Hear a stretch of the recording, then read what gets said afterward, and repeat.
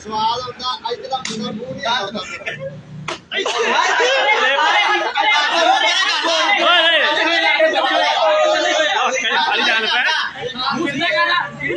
ਪਾਣੀ ਚੱਲ ਪਿਆ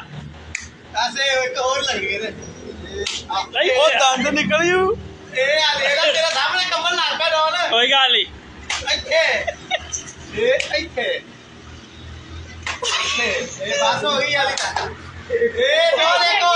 ਆ ਸਿੱਧਾ ਸਿੱਧਾ ਸਿੱਧਾ ਸਿੱਧਾ ਅੱਜ ਨਹੀਂ ਹੋਣੀ ਚਾਹੀਦੀ ਹਾਂ ਠੀਕ ਆ ਗਿਆ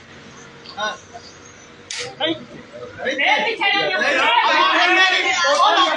ਉਹ ਨਹੀਂ ਸਹੀ ਸਹੀ ਹੋ ਗਿਆ ਬਹਿ ਜਾਓ ਕੋਈ ਗੱਲ ਨਹੀਂ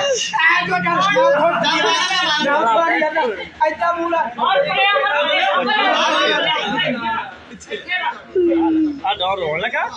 ਡੋਰ ਦੀ ਉੱਤੋਂ ਦੇਖ ਉਹਦੀ ਹਾਲਾਤ ਆ ਡੋਰ ਬੈਠੀ ਇੱਕ ਰੋਣ ਲਗਾ ਆਲਾ ਰੱਖਿਆ ਨਾ ਐ ਵੀ ਮੈਂ ਥੋੜਾ ਨਹੀਂ ਇੱਥੇ ਹਾਂ ਇੱਥੇ ਇਦਾਂ ਹੁਆ ਛੱਡ